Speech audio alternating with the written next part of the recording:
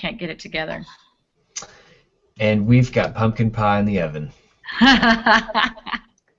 And we're All live. right. Too bad this is a digital experience and we can't share the pumpkin pie with everyone. I can't smell the pumpkin pie, and you can't smell the chocolate chip cookies that they're fighting over in the kitchen right now. I wish everyone could have, I wish I could have the cookies right now. And I wish I could have pumpkin pie. I'm so missing out. And this is how we start the show. Congratulations, this is our show beginning. Welcome to our awesome show. This is, I called it Empowered Papa Radio. This is really not radio at all.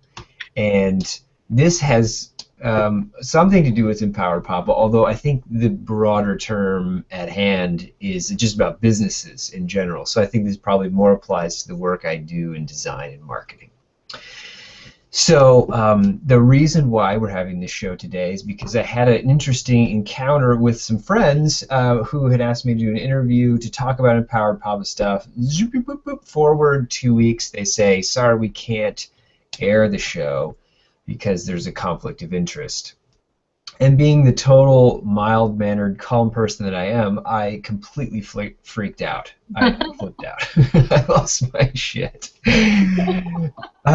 Because what it meant to me was that here was someone who had a conflict of interest with Empowered Papa. What did it mean to me? It meant to me that some corporation was squashing the little guy. I don't even know who this other person or entity is, so I'm making the story up in my head. It's probably way worse than I think. But it got me thinking about this idea of what does it mean to have a conflict of interest in the gentle birth community? Because generally, to me, conflict of interest has to do with a problem with money. Like if you're going to make money in a certain area, but then there's someone else working the corner, so to speak, and you're like competing. And my whole idea is that we don't have room in the gentle birth community to be squabbling over the scraps left behind by the medical model.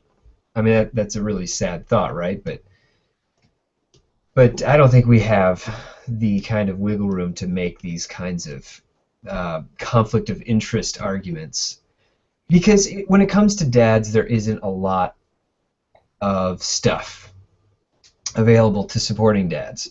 So if you're going to like weasel out Empowered Papa so you can get in your thing, you know, you've missed the point. You've missed the point entirely that there are more dads out there than we could ever serve.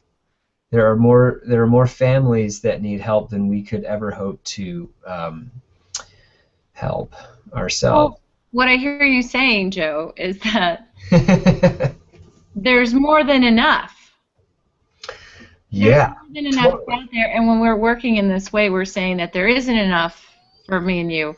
And that when something like that happens, like people are missing 2 points, and that is, if we're talking about a monetary conflict of interest, like you were talking about, Right.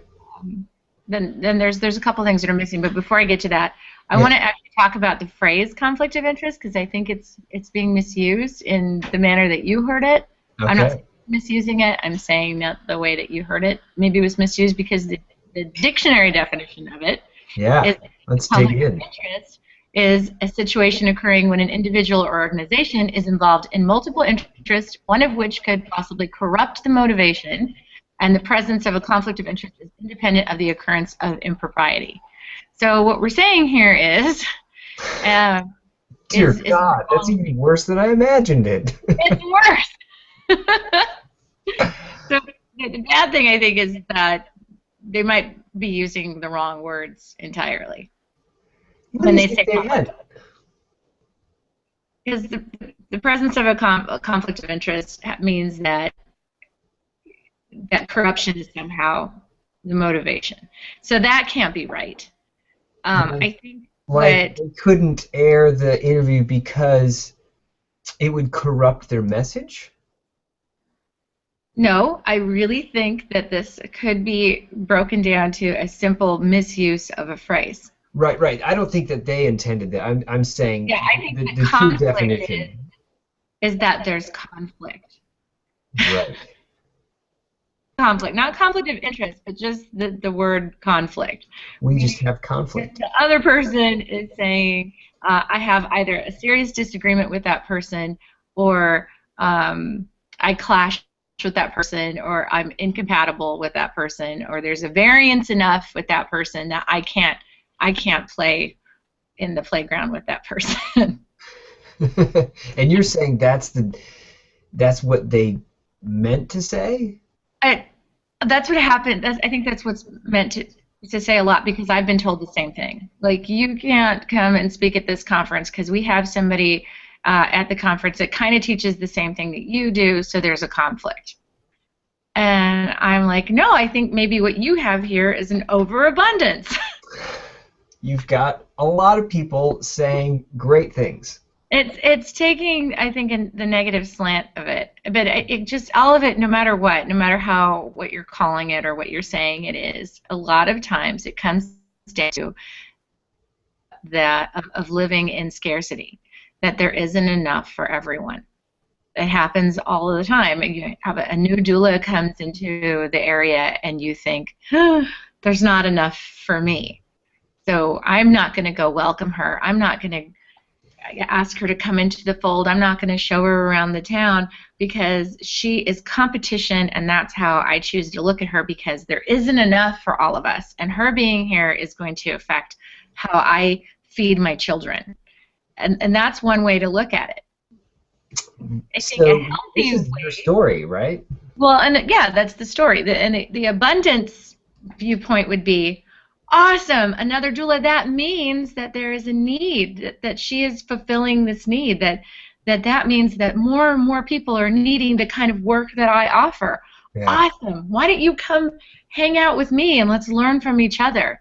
There's a song that Robbie Davis Floyd sang at the end of the Birth and Beyond conference about sisters and Cool. sisterhood, and I was like, bawling, and she's like, you need to, it's about community and sisterhood, and she's like, you need to know what she knows, and that implies that she's going to share with you what she knows, that we need to share with each other what we know, and be together, and not be like, there's not enough room for you, like there's no room at the end, or you're closing the doors on the ark as the water's coming up, we don't have room for you.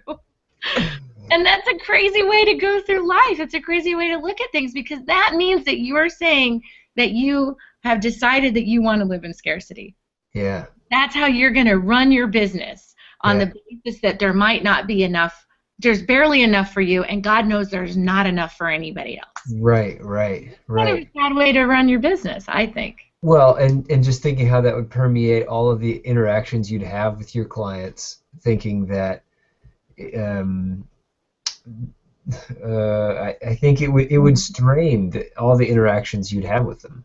Well, that's a good point, because then you're going to be, and I've seen this. Mm. I've heard about this, and I've seen this in my travels. I'm lucky and blessed enough to, because there is enough Hmm. out there where I get to go and teach all over. And what I keep seeing, sadly, is people saying, I'm not going to share with my clients about this person's workshop because I don't like her for whatever reason. And what you're saying when you say that is, your clients aren't smart enough to make their own decisions, and that you're going to keep them in scarcity of knowledge, because of feelings Right. you have about another person, which That isn't goes. really fair to your clients. Yeah. Yeah. Let Yeah. them make up their own minds. They're, Yeah. they're adults. If they can make up their own mind about where to have their baby and who to have at their birth, then I think they're going to be smart enough to make up their decisions about what information to take in or not. But like you said, it's going to put a Yeah. strain on how you do your business if you're living in that scarcity model. Yeah. I And mean, when I was freaking out about this situation, I mean, it meant to me I couldn't do what I was doing, that I'm the little guy, that I will be squashed by these big corporate entities who have non-compete clauses. And once I calmed down from that, and did learn more about the situation, I don't think it really was what I made it out to be in my mind. I started thinking about the friends that I have worked alongside, collaborations, whether it be like for a dad class like you and I have done, or even for like the clients that I serve when they need to like fix a database and the skill set's way beyond where my skill set is, or in a different area of skills that I needed help with. Collaborations happen all the time, and I think I was thinking a lot about how there are communities of doulas and midwives and birth photographers that service a very specific area. And one story that's coming to mind is that of Callie Pavon, the photographers in her area in Tennessee. And when we were there, you and I were there at the farm, and Callie was saying, you know, we are coming together as all these birth photographers, and we're saying we support each other. And some people weren't. Some of the photographers, I remember she was saying, weren't into it. They're like, screw you, you know, your competition. Why would we get together with you? And Callie's idea was like, you know, all my clients aren't going to be all your clients. Like the people that are attracted to you aren't going to be necessarily the people that are attracted to me. And I'm going to work differently. I'm going to have different kinds of connections with my clients than you because we're different people. And to me, that was so amazing. I love that idea because to me, I love coming together with people and making community and talking and relationships because that's my thing and I love it. And it's great and I eat it up. And of course, the situation today was the opposite of that. It was like, no, you must stop. You must, because you are doing something similar to us. And I'm thinking there has to be other people out there that have experienced either something that's yucky like this, or are interested in how they can manage the connections that they have with people who are doing the same things that they're doing. Like, do you go out and you'd be like, you know, let's start a group together? I mean, that's one end of the spectrum, right? Or are you going to say, get the heck out of here, I'm going to compete with you and run like slam campaigns against you, you know, like where do you fall and how do you decide which way to go in the spectrum with whoever it is that you're working alongside or that's in your scope? Like, how do you decide to what extent you will collaborate with someone? Right. Well, you have to decide what you want and how you do your business. And because I'm a doula, I have to come at it from a doula perspective. And again, this like for me, I believe there's a doula for everyone. Mm-hmm. I don't believe I'm the doula for everyone, Mm-hmm. right? So I want there to be a ton of doulas in my area that I know, so that when a client comes to me and I'm like, in my head I'm thinking, I'm not a good match for this gal. You know, I don't think that I'm going to be able to provide for her all the things that she wants. So I'm thinking, Amanda. Amanda would be a really good match for her because she likes to do X, Y, Z.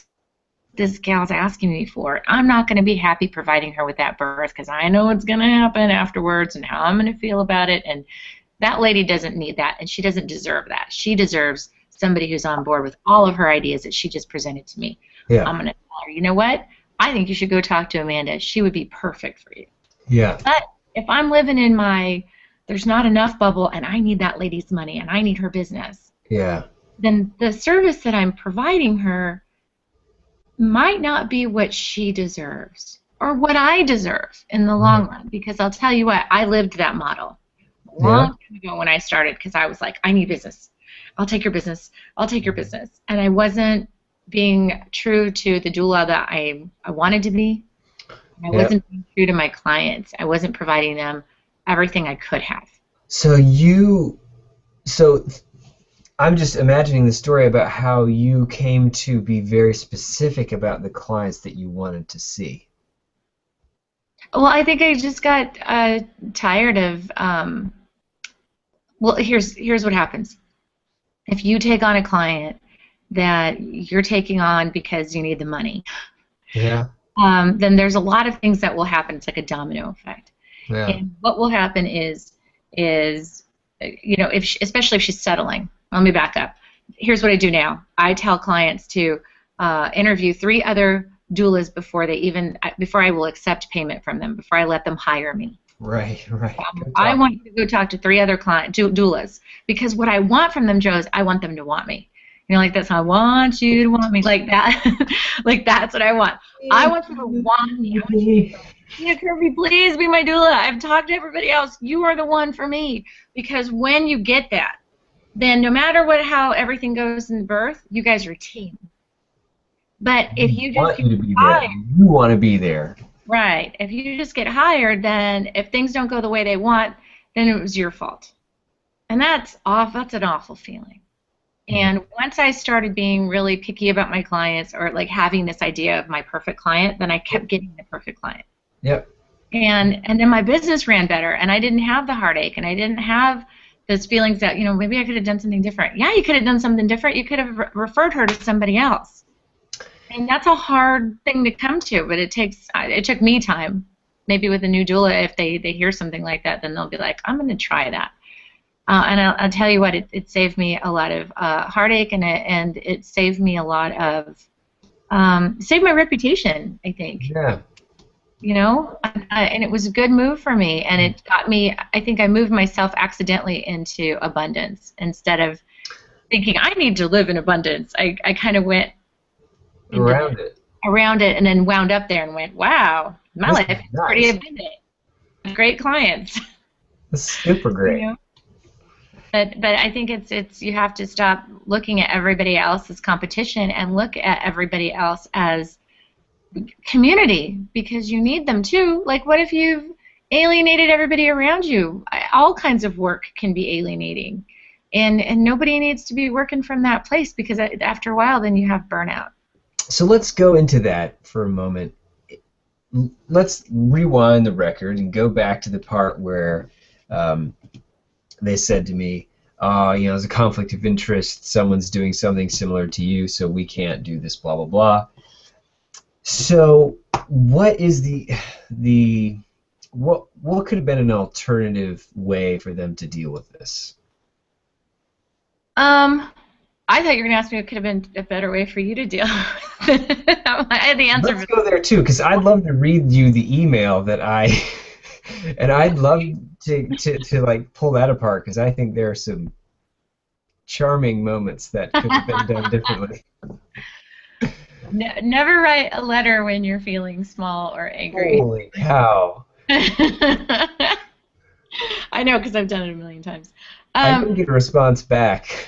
But that's happened to me. I've been put in a very funky situation from people where I was going to do a program on, let's say, breastfeeding. Uh-huh. And I invited 3 different groups in, 3 different people, 3 different experts. And then I get all these PMs saying, oh, I don't really want to work with that person. And my reaction is, well, you're either going to, it's not about that person, it's about breastfeeding. Sure. It's about helping moms. We're not talking about your feelings about this gal over here. Sure. You know, we'll call them Susie and Janie and, what's another? Susie, Janie, and Joan.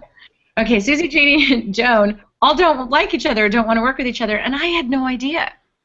Surprise. So I'm stuck in the middle, and I'm like, what the heck? And what I want to tell them is, y'all need to grow up and understand who you're serving. So you're either serving yourselves or you're serving the public. Like, well, who are you doing this work for? Mm-hmm. And is it really just about you? And if it is, maybe I need to look for different guests, because I want people on my program who have the parents in mind, in heart. Right, and who can rise above whatever feelings of indifference. scarcity. Like, maybe I don't want you as a guest on my program. Right. Yeah. You know? And I ended up pulling the plug on that show, because I would just rather not deal with all of that business. And I don't want to come out and tell somebody, you need to grow up. I'm hoping that as adults they'll come into that on their own, because I'm not their mom. But I'll tell you what, I really wanted to say that. And instead I gracefully kind of backed out of the show as best I could, because I don't want to tell Janie that Sue is 5 years old. You know, I don't, because then you're, you know, I don't want to create gossip. I don't want that stuff to happen. And I said, maybe it's a show on breastfeeding. You have no idea how many times it's actually happened to me as really? a show host, where I try to pull in a bunch of different people, where I'm trying to make a collaboration happen. Uh-huh. And then there's people who are like, oh, I don't like how she crosses her T's, so So I don't want to work with them. I won't be part of any program. Yeah, and I think who loses is in the end are the people that we're serving, whether it's breastfeeding moms or dads or parents in general. In the end, they're the ones that lose because we can't get it together enough to just work together, to just say, awesome, there's another person who does what I do. Sweet, can we just give me their name and I want to hook up with that person. I want to hang out and collaborate. Is it reasonable to think that these folks were genuinely in an awkward situation where they had just signed a contract with someone to do dad stuff? Now they'd also said yes to this interview, and now they're in this like really awkward situation where they don't want this friend to get upset because they're having an interview with someone who's doing the same thing that they're doing. I mean, if I put myself in their shoes, I mean, is it reasonable to come up with their response? Full on. I think there could have been in a situation somewhere, maybe in a soap opera, yeah, that's what happened. I don't know. Sure, of course. I'd like to think the best of everybody. You know, I'd like to think that everybody's motivations are coming from a good place, that are coming from abundance, and maybe they signed a legal contract where they really couldn't do that. That's a possibility. That's where I really lost my bananas, is because it was like, who's signing a contract that says non-compete with like dad support? Like, how is that ever okay? I don't know. And again, where does the motivation? Where does that motivation come from? Why would that happen? I'm sorry. I have this screen open so I can see if anybody had any questions for the program. So excuse me. Oh, great. But do we have any questions from our viewers? Not yet. Maybe I need to refresh, but not yet. I'm hoping people will ask questions, and because I don't think you have a public chat open, or do you? Public chat. You want to go chat? It's public, or is it just going to you? No, maybe that's just for me and you to group chat. I don't know that I can multitask like that. Okay. Chattersons. To list all available commands to join the group chat. I guess people would have to join the group chat. Yeah. Well, I have this open on my friends on Facebook who I invited. I was like, if you have any questions, and please, what did I say? Ask me questions in the comments below. So that's what I'm looking out at, just so you know. Okay. But yeah, maybe in a parallel universe, yeah, there's a reason to do that. But right, we don't know the circumstances of whatever contract they signed, or what the conversation was about that led them to signing it. Right, exactly.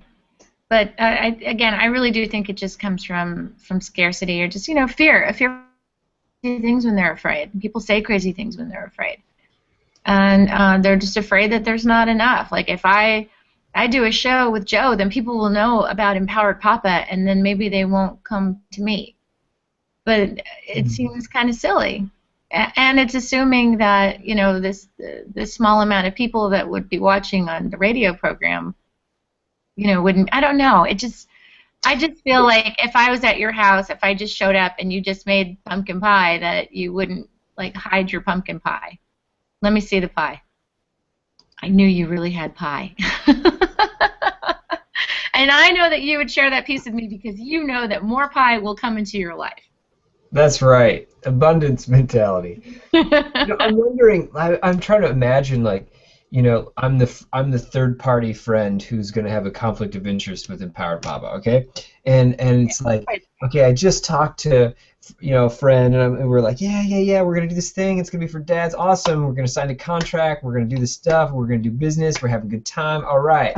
I tune in, I'm hanging out, and it's like, then I hear this interview with Joe Valley of Empowered Papa, and he's talking about supporting dads, and I'm like, oh, they're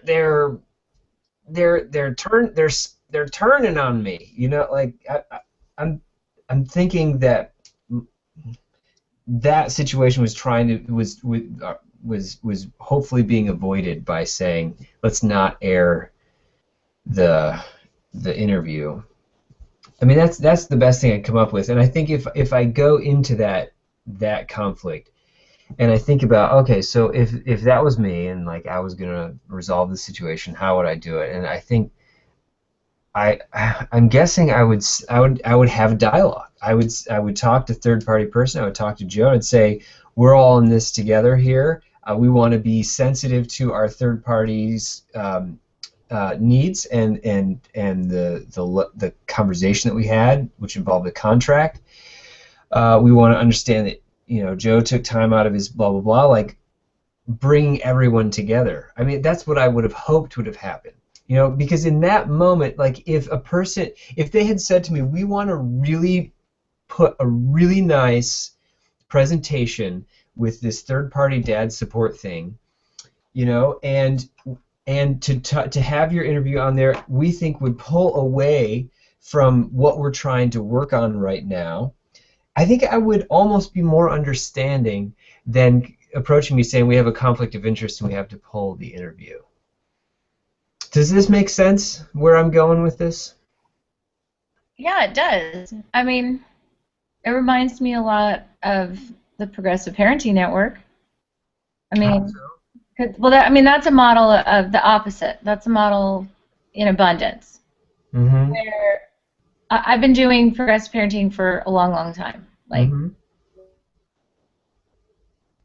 I've cultivated a following. We've had almost 300,000 listens to the radio program. We have 10,000 followers on our page, and I could keep that all to myself, Mm-hmm. right? Mm-hmm. But the idea is with the Progressive Parenting Network, we bring all these people in and be like, I want to share all of these people that have been following me Mm-hmm. with y'all. Like, Joe, you know a lot about dads and stuff. I want you to be in the network. Sarah Buckley, you know so much about birth. You're so awesome. By the way, she's just joined the network. We're going to get her face up on there. I'm so excited. Oh, Sarah Buckley, get that accent. Or like Nicole Shapiro. You know a lot about too many things because it makes my brain hurt when I think about what you know. Hermine Hayes-Klein, you are an expert in the law and birth. Would you please be a part of this network? And we're just going to lift each other up and share each other's events. And I just want to keep adding. I don't want to stop because there's too many people. We can't share the internets with them. Yep. It's like this opposite of that. I'm sorry. I can't even start to try to get into this scarcity mode. I can't. I don't understand. So when you put yourself in this situation, there isn't a way that you can think of it and be like, yep, that makes sense. Other than that clause that they signed because maybe somebody gave them some advice that they took and they decided that was a good move for them. So they're sort of like at the mercy of this clause or this contract they signed. That's completely plausible. Sure. And at that point, you're just questioning why they signed it. Yeah, and we all make decisions like that. I know I have. Yeah. Can you learn from your mistakes? Yeah.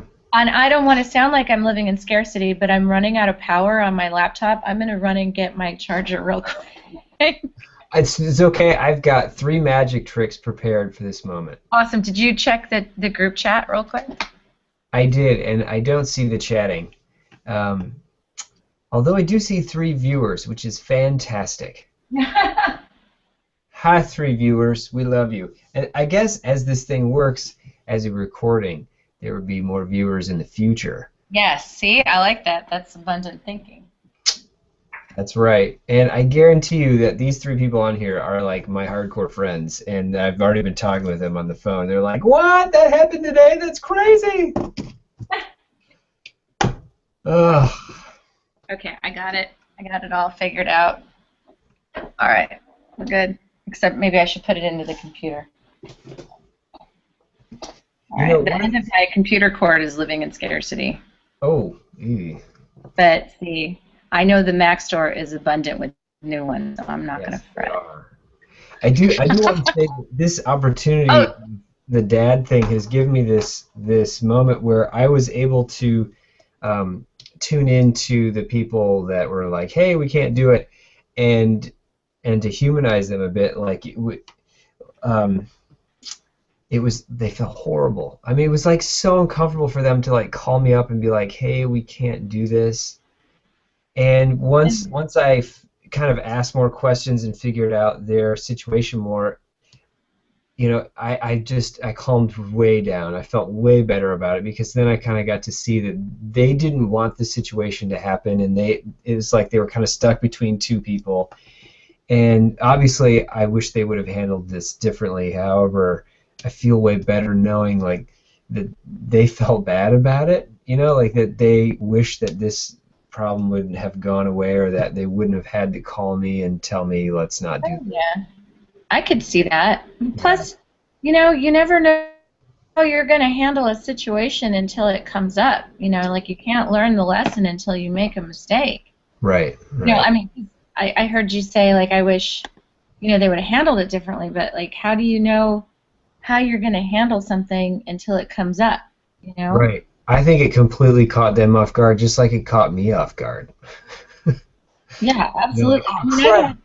Like, With my first retreat, I mean, we learned a lot of things that I wish I could have known ahead of time that came up, but like, and I was kicking myself, and Craig was like, how would you know about it unless it came up? Like, how could you possibly know? And now we have protocols set up to deal with that kind of thing in the future. Yeah. Until it comes up. Yeah. So you kind of have to be a little older, I think, till you have all the answers to that kind of stuff, where you've had, aliens from outer space break down your door, and you're like, okay, I know how to deal with that. I know how to deal with this.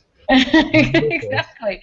But you can't know until it comes up, and I'm sure that those people handled it to their best ability, and then maybe went, oh man, if this comes up again, then we'll do that differently next time. We'll do that differently next time. I was joking with my friend on the phone who actually called me and told me, we can't air the episode we did.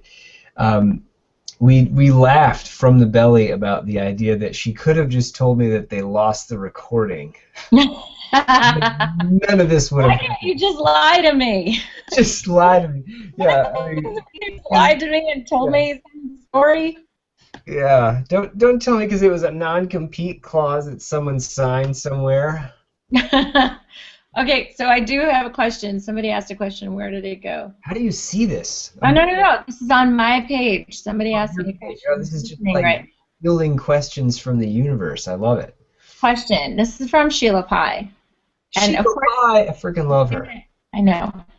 Who doesn't like Sheila She's so Pie? amazing. She always holds the space. Always. I noticed that she focuses on how everyone can get their needs met at the same time. Sheila Pie lives in abundance. All right. But she is going to ask me a challenging question. So the question is, some home birth midwives are struggling to collaborate around choices like licensure. Is that still a scarcity model, or is it something else? Oh my God, because you could totally make the argument that one way is the way and other ways detract from the potency of the field.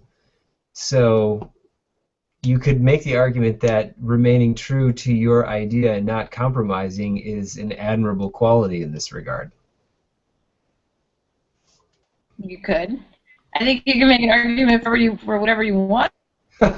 What's the flip side? And that's exactly what's happening. The arguments being made on both sides.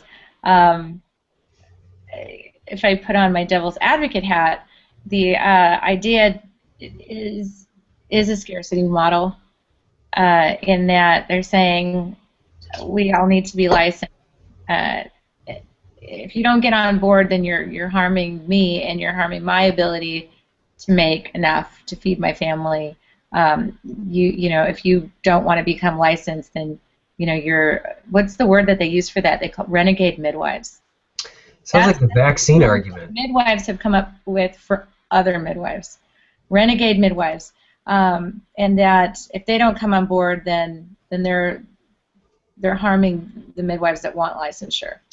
So it could be argued that it is a scarcity model too. Right.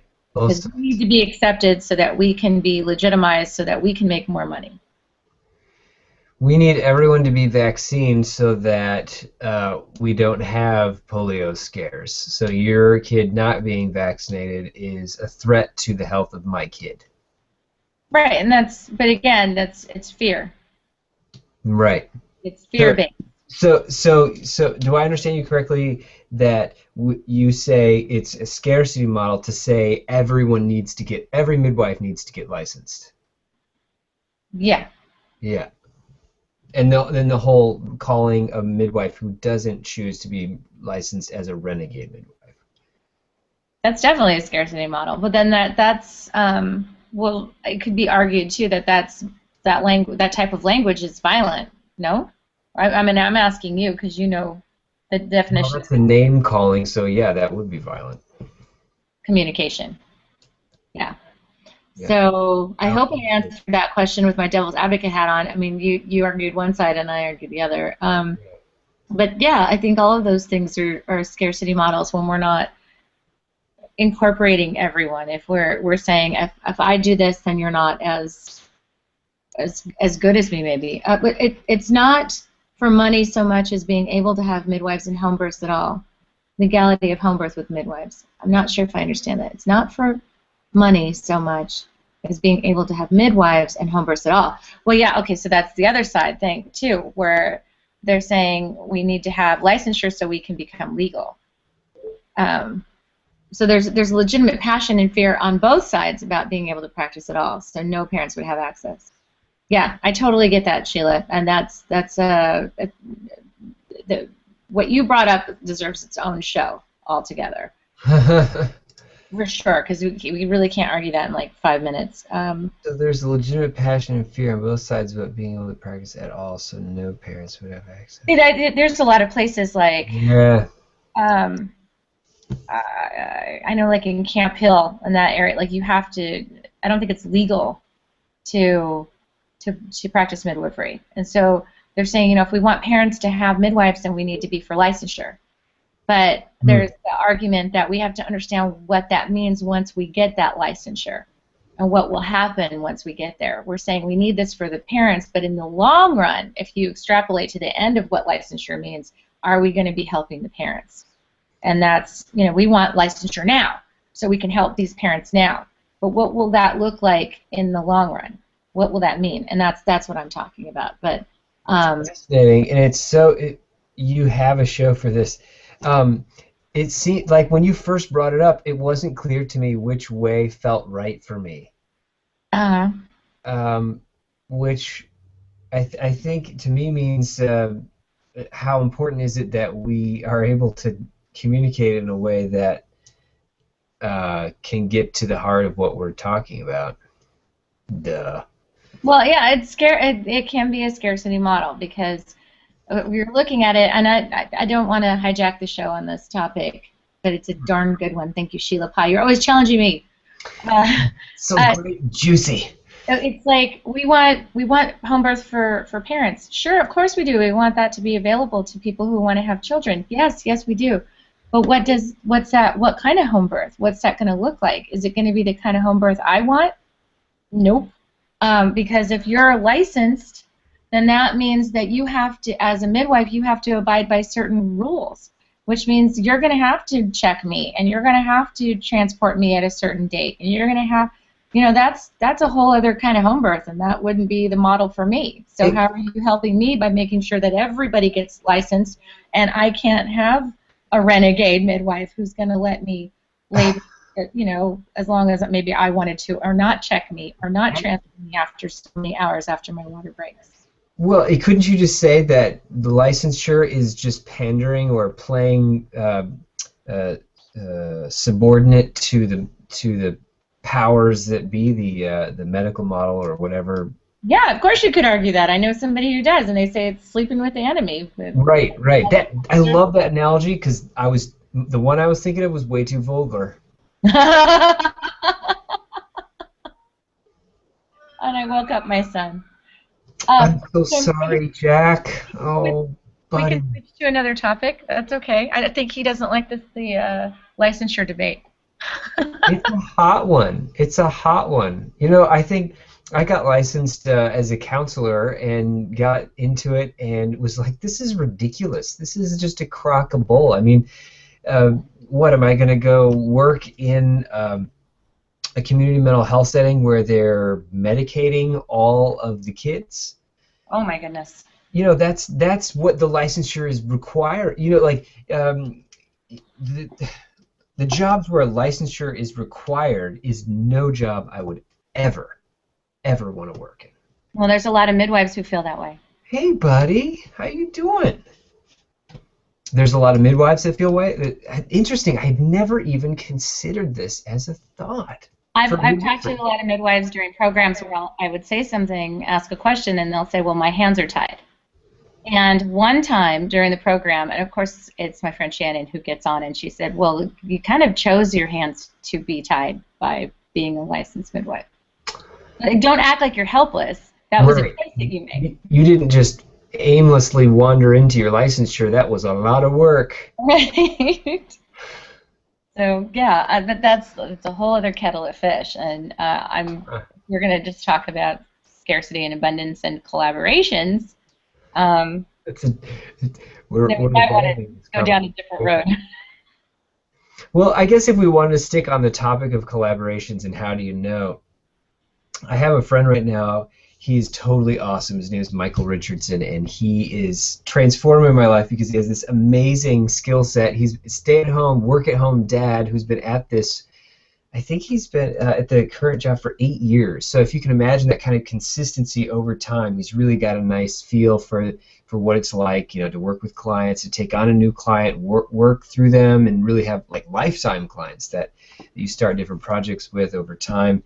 And so I'm learning a lot from him, just, you know, benefiting from his confidence as well as his skill set. And we're at this wonderful time where we're like, how do we bring this together? How do we collaborate so that the things that I want to do, I can focus on them. The things that his skill set is really honed in, he can work on, focus on those things. And together, you know, the whole is greater than the sum of its parts, sort of thing. And this is this experience with, you know, the we can't play your interview really got me thinking about what it means to have a collaboration with someone. And I think when you bring in something close like what Michael and I are doing, the only real great metaphor I have is like a close personal part, like a partner, like a relationship partner. Like I remember when Andre and I were coming together, I was really afraid of like, oh no, if we make this decision to come together and then get married, then it's like forever. And I was horrified and scared of that. I remember telling her one time on the phone, like, don't come to America from Australia. This is after she bought the ticket, right? I was like, don't come. She's like, what? And I was like, don't come. She's like, are you in love with someone else? And I said, no. And she said, why would you tell me this? And I said, I'm scared. And she said, fuck that, I'm coming to America. And I was like so relieved, right? I was like, oh, she like I freaked out and she just plowed right through, and I was like, this is great. She's coming anyways. And so I think that in collaborations, just in any when you come together, there's this nervousness, and I think there was a lot of nervousness for the people in the interview who said, you know, we can't air it. You know, it's like, oh no, we're all kind of coming together on the same spot. Freak out, you know, everyone disperse. And you know, with Mike and I, we're really working on like how is it to be coming together. We're sort of like, I feel myself like, okay, can we get close and we talk about it, and it's like, oh, it's like if it's like everything could change, you know. I wouldn't have to bang my head over the computer like working on databases and back-end minutia that drives me crazy that I never, you know, felt motivated to work on. He's like, oh yeah, you know, it's like his thing. Like, what would that be like if I didn't have to struggle with databases? What if there was just Mike all the time? Sounds like it would be awesome. I think it would be awesome too, right? Like, this sounds great. Like, you know, I'm gonna ask him to marry me now. I think that's just the next logical step, right? Sorry. He's probably one of the 3 viewers watching right now. He's like, oh, Joe. I thought you said Jack's the other one. I missed that. What'd you say? Jack's the other viewer. Yeah, that's the other viewer. It's like you. It's Mike, Sheila, and Jack. Yeah. Yeah. Rapidly watching you. No, it's a relationship. I don't care what you want to call it. It's a relationship. And relationships can be scary. And I could see that, yeah, definitely, where they're like, oh, this is too much. I'd rather you not come to America. Please stay in Australia. It's too much to risk. Yeah, don't come all the way from Australia just for me. What if I'm not worth it? Yeah, Sheila said exactly on the Talk About It vibe. People seem to struggle to come together to have a conversation. That's one of my reasons for my passion for nonviolent communication. Word.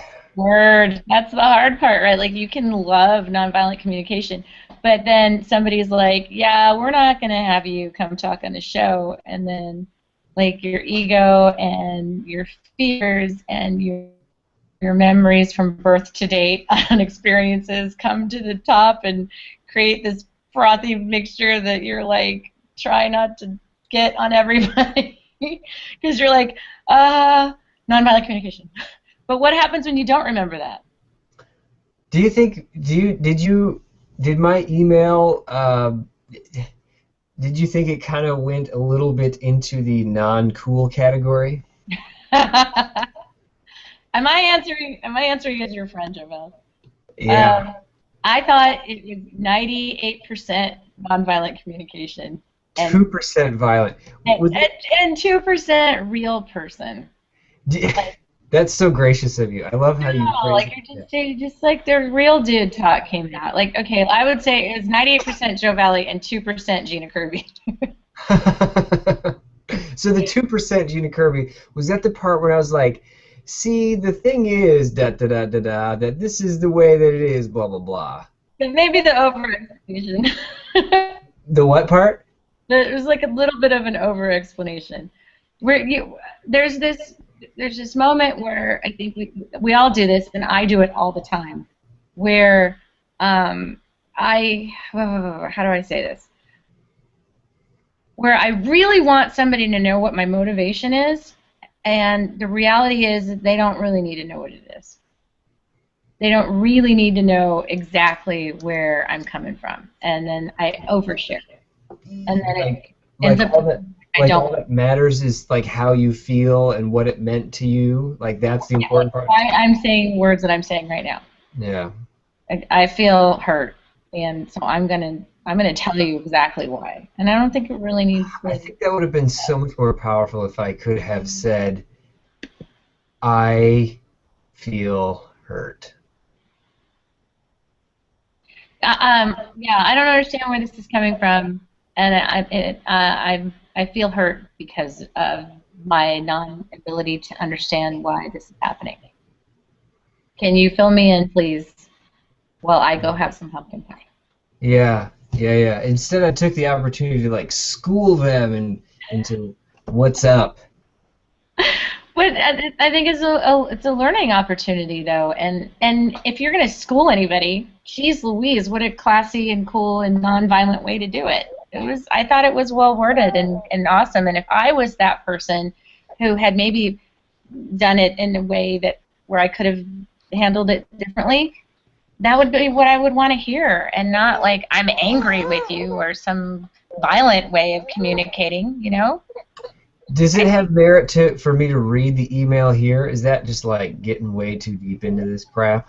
I think it would be great so you could teach people how to word something really well, but if it was like a class on how to word a really well-made, well-structured email that communicates everything that you want to say,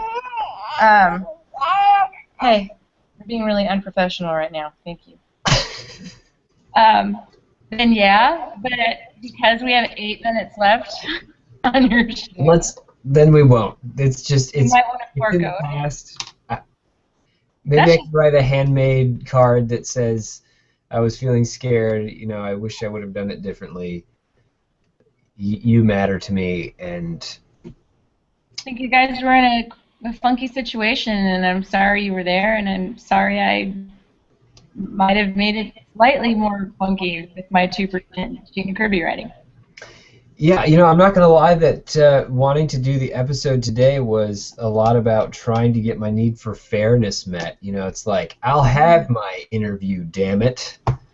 How awesome that you can say that. Nobody wants to admit stuff like that. But you had a need that needed to be met, and we didn't talk about that. I think that's maybe a great way to end. Talking about like our needs. What are our needs? Why am I living in scarcity? Why am I fearful? What need of mine isn't getting met? Why am I going to stick to this idea? What need isn't getting met where I'm going to keep acting like this? Where I'm going to say there isn't enough for both of us? Yeah. You know, and ask you out into the middle of the town at high noon. You know, Yeah. there ain't enough room in this town for the two of us. That is exactly how I dealt with this situation. I'll see you there, asshole. Man, Joe, I think that's one of my favorite things about you, though, is to be able to admit to your humanness. Like, you are a human being, and you are willing to, you have the nerve to admit it in front of everybody. Well, Thank you. There you We go. need to hear it. We need to know that it's okay to be that way. Thanks for admitting that you're a human being. Maybe at my next Dad Certified class, I can use this as an example of what it looks like when you're really angry and a dude. And a dude. When my need for this isn't being met, this is how I act. Yeah. Yeah. Maybe this is testosterone in high amounts. I don't know. This is what happens when my need for blank doesn't get met. How can I change that in the future? Right. For me, I think it's a good thing. I mean, you didn't burn anybody's house down. You didn't curse at anybody, and you didn't, you know. I think you handled everything the way that the best that you could. I think everybody involved was trying to handle it as best they could. Yeah, I agree with that. that. I think we all deserve a slice of pumpkin pie. You know, I wish they were here to enjoy this pie. I know you would give them some pumpkin pie and write a note card, a handwritten note card. Is that a handwritten note card I see on your mantle from a Joe Valley? Yes, it is. It's a thank you card that's like hand designed on the front. Like you didn't go to Target and buy it. That's awesome. Is it a rainbow? It's a rainbow. That's no, awesome. It's not. It looks like a planet. I don't know. You know, I never asked you what it is. Let me ask you like right now, as I'm nursing my baby. It's this one. What is that? A friend may well be. Oh, if I talk, I can't see it. I have to not talk. A friend may well be reckoned a masterpiece of nature. And look, it has the date on it. August 1st, 2013? Yeah. Cool. That was the farm. Oh, was it? I think it was about the farm. I don't know. I need to write more thank you cards. I need to write on the back of my thank you cards the date and the circumstances. While you're writing it? This is a card to blah blah blah blah blah. You know, for the farm and how we hung out and it was fun. No. But yeah, this is what you need to focus on, I think, because this is you. You're the kind of person who would write a handmade thank you card. I think we're really hard on ourselves, and when I see my friends do it, I want to point it out. And I think you're being really hard on yourself. I think you handled it really great. And now I need my ability and to enjoy. Well, no, and it's not to enjoy. It's to learn from. Because remember, I was talking about like those mistakes that you make. Like you have to like wait for like the alien to like beat down your door to know how to deal with it when an extraterrestrial. You know what I mean? Yeah. So like you're saving somebody from this particular thing. Like, and maybe they could sit back right now and be like, how would I handle that if that happened to me? You know? And I know I wouldn't have dealt with it with as much grace, for sure. I'd have just been pissed and maybe made an ass of myself, and then felt bad about it later. But I'm I so think, sorry. and I'm glad that you're willing to talk about this in public. It's such a big deal. You're going to keep somebody from a situation like this in the future, and they're going to think about maybe things in a different way about scarcity and abundance. And maybe I should think about collaborating and all the great things that you brought up tonight. Yeah. And Well, hopefully they here's do to it. that idea. That's a super great idea. What do you think?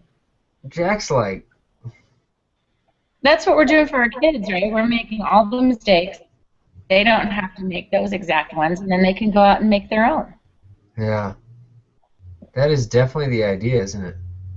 I don't know what I'm talking about. No, seriously. I mean, that's like, what do we call it? Generational change.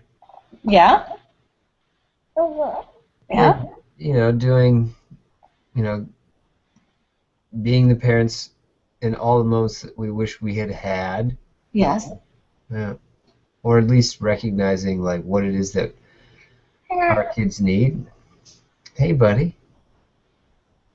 So, like, what did we learn on the show tonight, Jack? We learned that abundance is better than scarcity. What else did we learn? We learned that collaboration can be better than isolation. Right? Yeah? We learned that a slice of apple pie can make you feel better. Oh, yeah. And always better shared, I think. And I think those are all good lessons. Oh, and that nonviolent communication is the way to go. Totally. And that there's nothing wrong with introspection. And avoid high noon fights as best as you can. Never write an email before you have a slice of pie. Yep, that's exactly right. Right? Yeah. Sheila, thanks. Sheila, for bringing up the midwife stuff. I want to give a shout out to her and to Mike, who listened to me talk about the whole business of the email today. And my sincerest regards to my friends who found it challenging to have the interview be aired at a time when they were saying yes to someone else who's supporting dads. And maybe I could write them a handmade thank you card. I think you're onto something there. They might just appreciate an email because you're not like a crazy, super busy dude with a brand new kid and another one and a wife and 5 businesses. You have 5 jobs, man. Yeah, my 5 jobs, man. Yes. I'm sure they'd appreciate an email. How very understanding of you. Not that they wouldn't share a thank you card that was handmade and put on their mantle, but I don't want to put any added pressure on you. Right. No pressure. Oh, Jack. Oh. Busted my jaw like an angry chiropractor. It's been fun to watch him. Yeah. You are interrupting. That's so unprofessional. I didn't hear.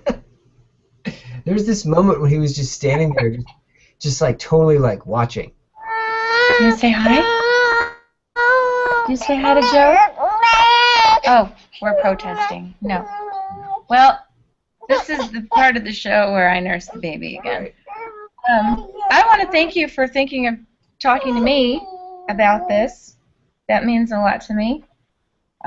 Totally. There had a reason to talk to me.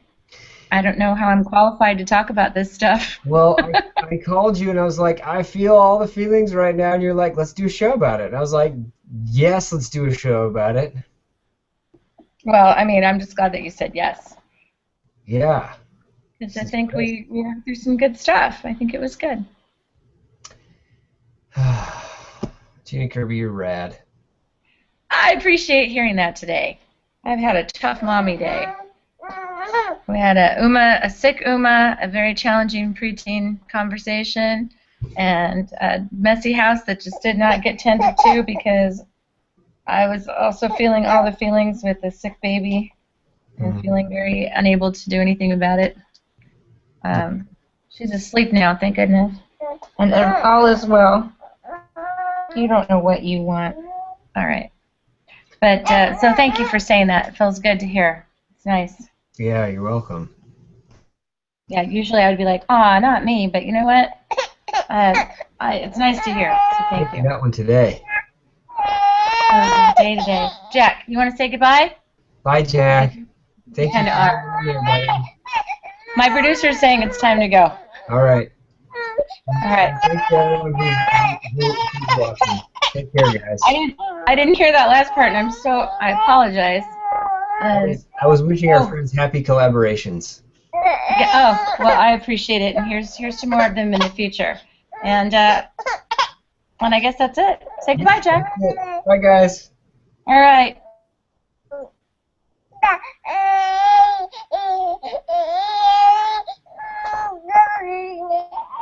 I'm waiting for it to not say live anymore.